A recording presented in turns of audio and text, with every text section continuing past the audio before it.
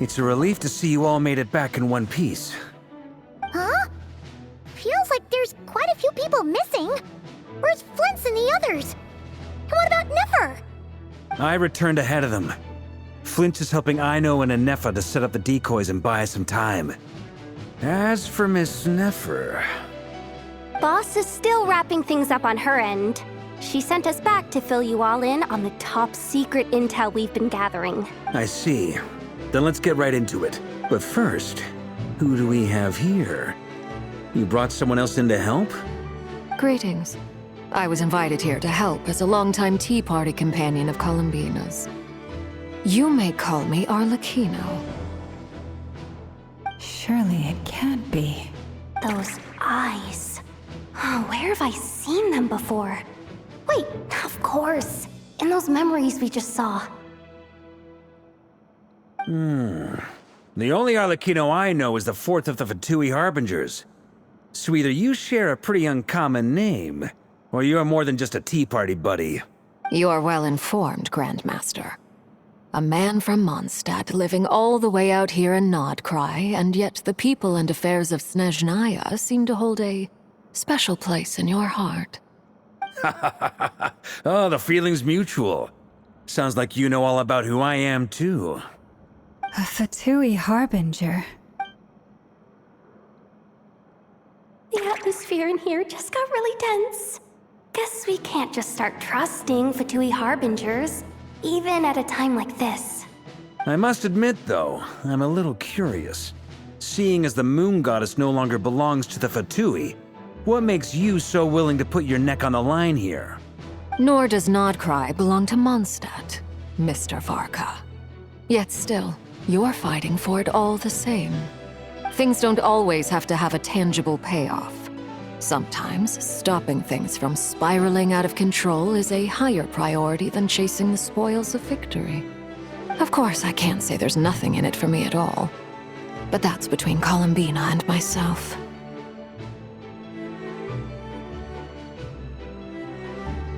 Forgive me, I don't mean to doubt you. It's just that the Fatui really have been the source of many of our troubles. We have our own way of doing things here in Nodcry. But ever since they arrived, the Fatui have treated us with nothing but hostility. I know there's been a lot of bad blood between us in the past. I've done my utmost to avoid friction whenever I could. But sometimes fundamental conflicts of interest simply can't be settled amicably. That's why I'm here solely in a personal capacity. This has nothing to do with the Fatui. As a gesture of good faith, I'll be frank. I can help Columbina track down the iridescent moon's marrow, which will help her restore more of her power.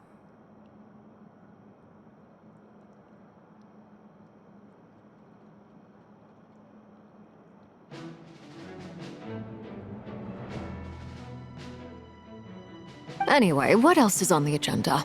Let's begin. She says she'll be frank, then completely skips over the details. Looks like she doesn't want to give away too many secrets after all.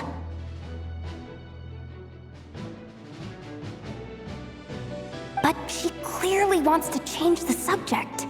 It'd be awkward if I tried to bring it up again now. I guess we'll just have to go along with it. She's the fourth of the Fatui Harbingers after all. One look and you can tell she's not someone you'd want to mess with.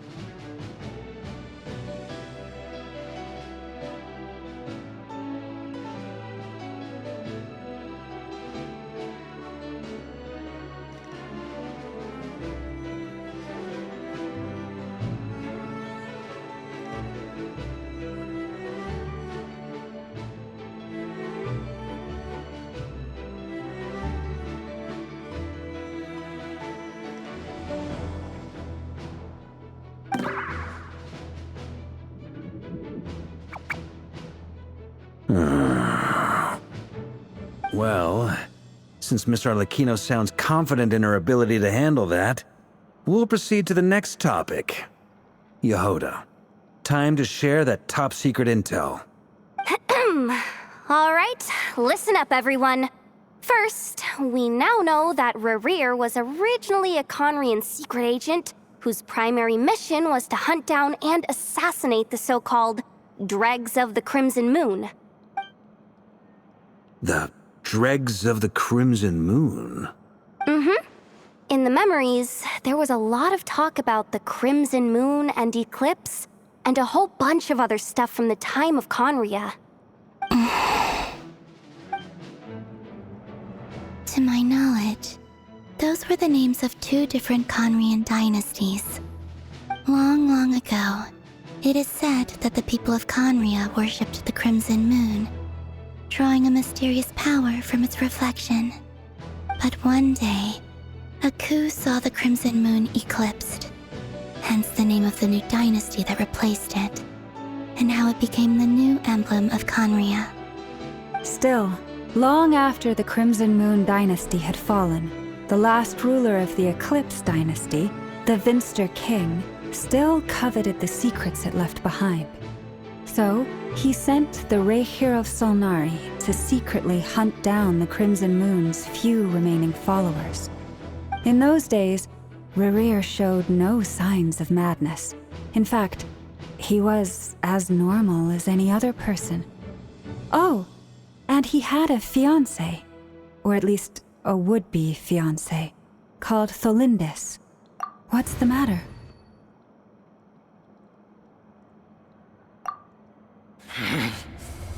Verfene, Freundaughter, Flinders.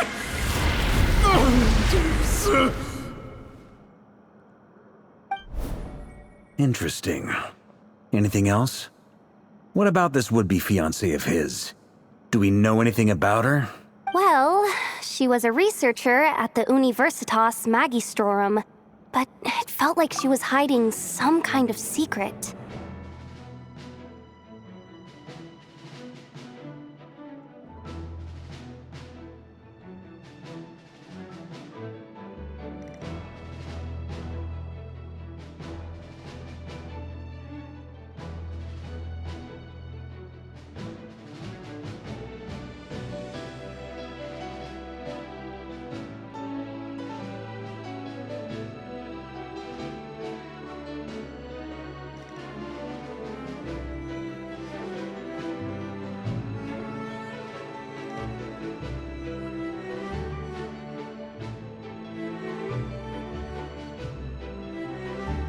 Oh, and one more thing. For some reason, Rerir's fragment also contains some of Tholindis' memories, though only a very small portion. Well, no shortage of potential leads, I'll give you that. In any case, it sounds like we can conclude that while Tholindis was still around, Rerir appeared to be lucid and quite normal.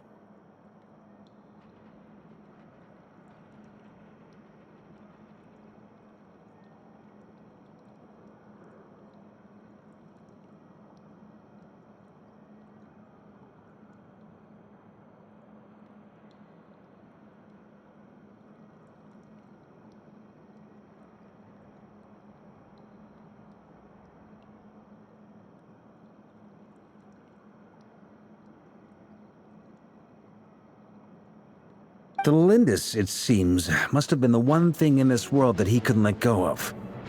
Tell me, though, were these pure-blood Conrians we're talking about here? Why do you need to know that? Hold on. If she was a pure-blood Conrian... Oh yeah! Just like how it was with the captain! If we could somehow find her, do you think there's any chance Rerir might regain some of his sanity? It's possible, but it would take a miracle. We can't pin all our hopes on that.